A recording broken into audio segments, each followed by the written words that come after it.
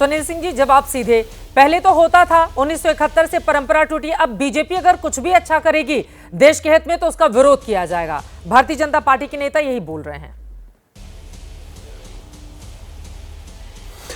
नहीं, भारतीय जनता पार्टी के लोग, चित्रा जी, मुझे लगता है सबसे शानदार और सबसे बड़े झूठे लोग हैं। अभी मैं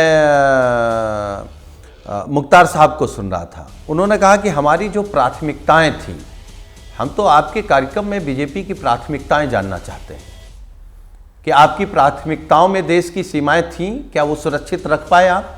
आपकी प्राथमिकता में महंगाई के खिलाफ लड़ना था, क्या महंगाई कम कर पाए?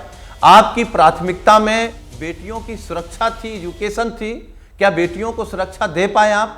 आपकी प्राथमिकता में रोजगार थे, आपकी प्राथमिकता में हवाई चप्पल पहनने वाला हवाई जहाज से उड़ रहा था, आपकी प्राथमिकता में जाति धर्म को छोड़ करके एका की बात थी।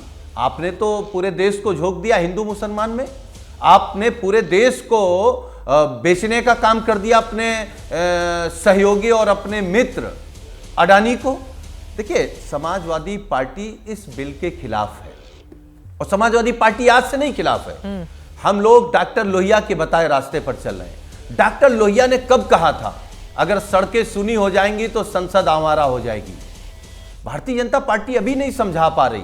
अभी वो कह रहे थे वन नेशन वन वोटर, मतलब अगर वन नेशन वन इलेक्शन नहीं होगा तो वन वोटर आप नहीं कर सकते। आपको किसने रोका? चुनाव आयोग को किसने रोका? पंचायत का वोटर आप हो सकती हैं। आपका वोट पंचायत में अगर है तो फिर नगर निगम में भी हो सकता है वही वोट, वही जिला पंचायत में हो सकता है, वही विधानसभा में हो सकता है, वही लोकसभा में हो सकता है। आपको किसने रोका? क्योंकि आप इस देश की व्यवस्था को तानाशाही की तरफ ले जाना चाहते हैं, आप अपने कंट्रोल में रखना चाहते हैं और क्षेत्रीय दलों को कमजोर करना चाहते हैं। क्योंकि क्षेत्रीय दल वही हैं जो शोषित वंचित दलों सोच के लोग हैं, जो कहीं न कहीं सामंती सोच के खिलाफ अपनी जगह उन्होंने बनाई है, जो हक की बात कर रहे हैं, जो पीडीए के लोग हैं, उन्हीं के खिलाफ आप साजिश कर रहे हैं। और मैं एक बड़ा सवाल पूछ रहा हूं, जो भी विपक्ष के लोग थे उन्होंने अपने सवाल किया। मेरा एक बेसिक सवाल है, इनसे पूछिए, क्या एक साथ आप लोकसभा, विधानसभा, विधान परिषद, राज्यसभा, नगर पालिका, नगर पंचायत, प्रधानी, क्षेत्र पंचायत एक साथ चुनाव करा रहे हैं? एक साथ चुनाव करा लेंगे, उसके बाद 5 साल तक चुनाव नहीं होगा कोई। ठीक है, प्रियंका कक्कड़ जी, कुछ लोग ज्ञानी लोग ऐसे कह रहे हैं कि आचार संहिता की वजह से काम नहीं हो पाता। ठीक है, प्रेम शुक्ला जी से इसका मैं जवाब ले लेती हूं, छोटा सा जवाब। प्रेम शुक्ला जी, देखिए, इन्होंने वन नेशन इलेक्शन के खिलाफ कोई तर्क नहीं दिए, यहां वहां की बातें सिर्फ इन्होंने की। मेरे मित्रवर, कृपा करके मुझे बताइए ना कि आप क्या पंडित जवाहरलाल नेहरू को, इंदिरा गांधी को आप जो है हिटलर समझ रहे हैं, तानाशाह समझ रहे हैं? आप एक साथ इलेक्शन हो गया 52 में, 57 में, 62 में, 67 में, तो तानाशाह पैदा हुआ था इस देश में।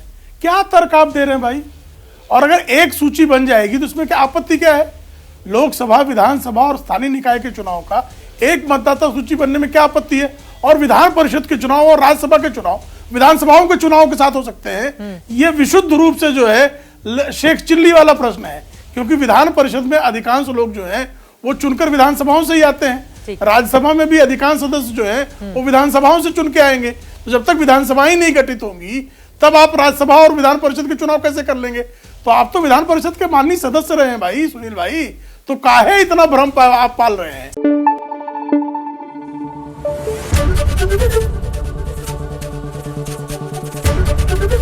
एबीपी न्यूज आपको रखे आगे।